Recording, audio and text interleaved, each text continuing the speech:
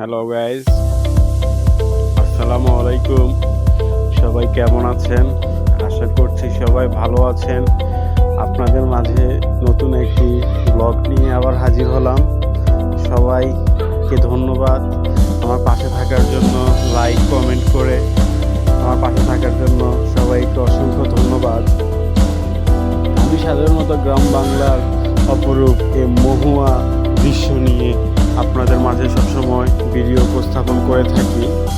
সেরকমই একটি গ্রাম বাংলার অপরূপ দৃশ্য নিয়ে আপনাদের মাঝে আবারও হাজির হলাম। শীতের সকাল আমাদের গ্রাম বাংলার একটি অপরূপ দৃশ্য, যা আমাদের মনকে ছুঁয়ে দেয়। শীতকাল আসলে গ্রাম বাংলার জন্য একটি অপরূপ দৃশ্য।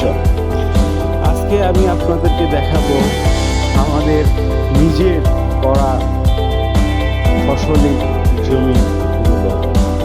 এটা আমাদের বাড়ির পাশে যে জমিটা আমাদের, সেই জমিতে আমরা এবার আলু, পেঁয়াজ, রসুন, মাসকলাই, সরিষা, আরও নানান রকম শাকসবজি করেছি। সেই জিনিসগুলোই আজকে আপনাদের মাঝে উপস্থাপন করব।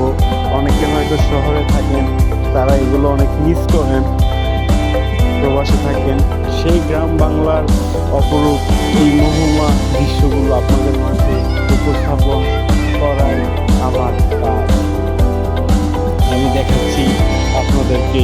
এই যে দেখুন, আলু রোপণ করার কিছুদিনের ভিতরে আলুর চারা আসা শুরু হয়েছে। এই যে দেখতে পাচ্ছেন, এগুলো আলুর গাছ।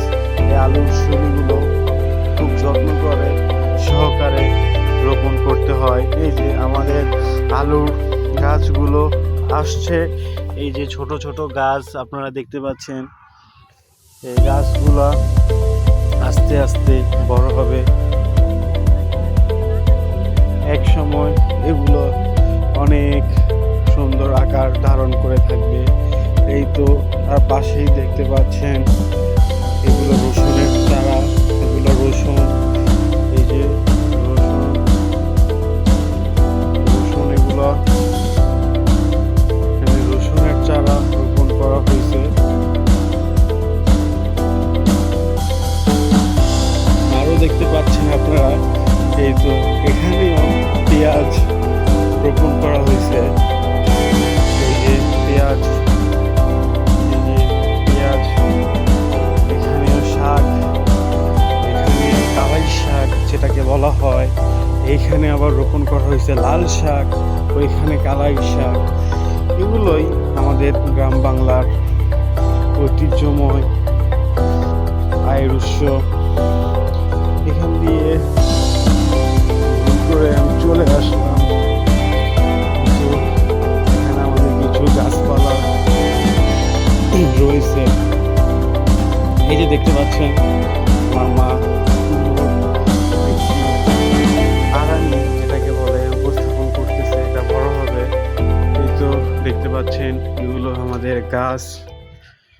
এগুলো গাছ। এই তো গ্রাম বাংলার দৃশ্য। এখন বাজে প্রায় 12টা 19। তারপরেও দেখেন গ্রাম বাংলায় এখনো কত কুয়াশায় ঘেরা। আমি আপনাদের মাঝে সকাল সকাল একটি ভিডিও উপস্থাপন করব ভোরবেলা।